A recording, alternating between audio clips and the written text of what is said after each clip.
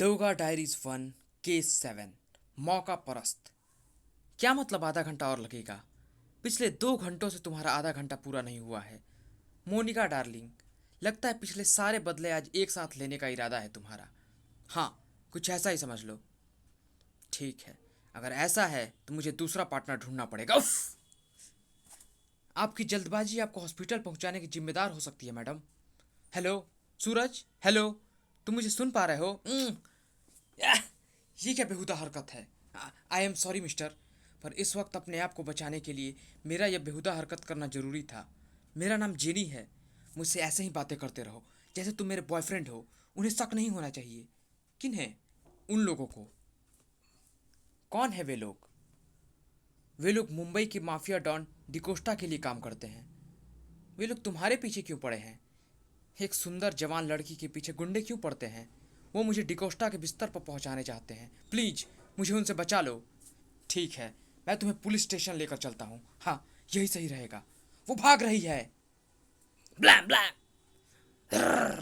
ब्लैम ब्लैम ब्लैम। स्क्लिच।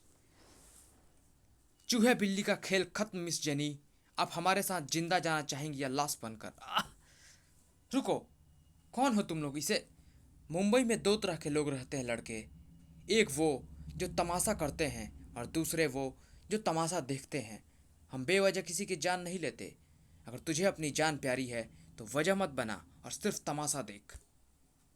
अफसोस, मुंबई का यह लड़का चुपचाप तमाशा नहीं देखता। या धाड़ टिश्यू। हमें पुलिस को इन्फॉर्म कर देना चाहिए। इससे आगे इन्हें पुलिस संभाल लेगी। ब्लैम ब्लैम ब्लैम ब्लैम। यह क्या किया तुमने? मैं डर गई थी। वैसे भी यह लोग अपराधी थे। अपराधी थे तो इन्हें सजा कानून देता। Look mister, however you are, मुझे इस तरह के लेक्चर सुनने की आदत नहीं है। ओह, मैं समझ गई तुम क्या चाहते हो। मेरी खूबसूरती और मौके का फायदा उठाना चाहते हो। 4 लोगों की हत्या करके तुम ऐसे नहीं छूट सकती। ठीक है, तो इन 4 लाशों को 5 बना देते हैं। तो अब तुम खुलेआम लोगों की जान लेने लगी हो जेनी। तुमने डिकोस्टा को निराश किया है जेनी। डैड? डैड? निराश तो आपने मुझे किया है डैड, मुझे पकड़ने के लिए अपने आदमियों को भेजकर। तुमने हमें ऐसा करने पर मजबूर कर दिया जेनी, लेकिन अब भी कुछ नहीं बिगड़ा। हम तुम्हारी सारी गलतियां माफ करने को तैयार हैं। हाँ, आपकी इसी दरियादली से तो मुझे चिढ़ है। गॉडफादर बनने की आपकी सनक नहीं तो कभी हमें मुंबई का बाप नहीं बनने दिया। लेकिन अब समय है बदलाव का। आपके एम्पायर को नए नेतृत्व और वारिस की जरूरत है। मेरी जरूरत है। तुम मेरी विरासत को संभालने के काबिल नहीं हो जेनी। ये तो मैं तभी समझ गया था जब तुमने ड्रग्स के शहंशाह माइकल से हाथ मिलाया था और मुझे मरवाने की कोशिश की थी। क्योंकि आपने माइकल को ऑफर ठुकरा दिया, जो हमें ना सिर्फ माला माल कर सकता था बल्कि मुंबई अंडरवर्ल्ड के सबसे ऊंचे ओहदा हासिल करने में भी मददगार साबित होता। माइकल मौका परस्त है। मौका पड़ने पर वो तुम्हारी बलि चढ़ाने में भी नहीं हिचकेगा। आज के समय में मौका परस्त ही सफल है डैड। माइकल मुंबई की युवा पीढ़ी को तबाह कर देता जेनी, जो मुझे हरगिज भी गवारा नहीं था। अपराध सिर्फ मेरा पेशा है, पर मुंबई मेरा वजूद है जेनी।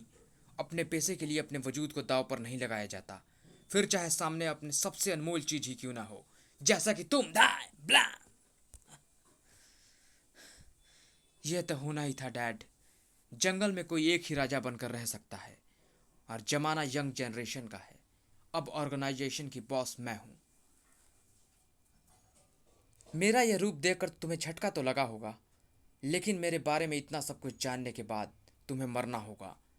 कायदे से तो मुझे तुम्हें जिंदा छोड़ देना चाहिए, मेरी जान बचाने की एवज में। लेकिन दिक्कत यह है कि मैं किसी कायदे पर नहीं चलती। तो कोई आखिरी इच्छा हो तो बता दो। पूरी तो नहीं होगी, पर कम से कम बोल कर तो ही तसल्ली कर लो। हाँ, मुझे सीटी बजाना बहुत पसंद है। मरने से पहले आखिरी बार यह सीटी बजाना चाहता हूँ। Interesting interesting. मैंने तो कुछ और सोचा था। चल सीटी ही बजा ले, मरने के बाद कुछ भी नहीं बजा पाएगा। जान जाने के डर से तेरी हालत इतनी पतली हो गई है कि तुझसे एक सीटी तक नहीं बज पा रही। बैड लक, तेरा टाइम पूरा हुआ। इस सीटी की आवाज जिसे सुननी चाहिए थी उनको सुनाई दे चुकी है। I will kill you, you bloody dog. Bloody hell, यह नहीं हो सकता। मेरा यह रूप देखकर झटका तो लगा होगा तुम्हें मिस जेनी। कायदे से तो मुझे तुझे तभी खत्म कर देना चाहिए था जब तूने उन चारों को गोली मार दी थी। तब मुझे लगा कि वो तुझे डर की अधिकता से हो गया, लेकिन तेरे मुंह से तेरे कारनामे सुनकर और अपने ही पिता को जान से मार देने के बाद मेरे पास तुझे जिंदा छोड़ने की कोई वजह नहीं रह गई थी। पर दिक्कत यह है कि सूरज किसी की जान नहीं लेता। अब डोगा का कायदा कहता है तुझे मरना होगा। डोगा का कायदा जो कभी नहीं बदलता। मैं मरना नहीं चाहती डोगा, मुझे माफ कर दो, मुझे सुधरने का एक मौका दे दो। ब्लैम! डोगा मौका परस्तों को मौका नहीं, मौत देता है। Case closed.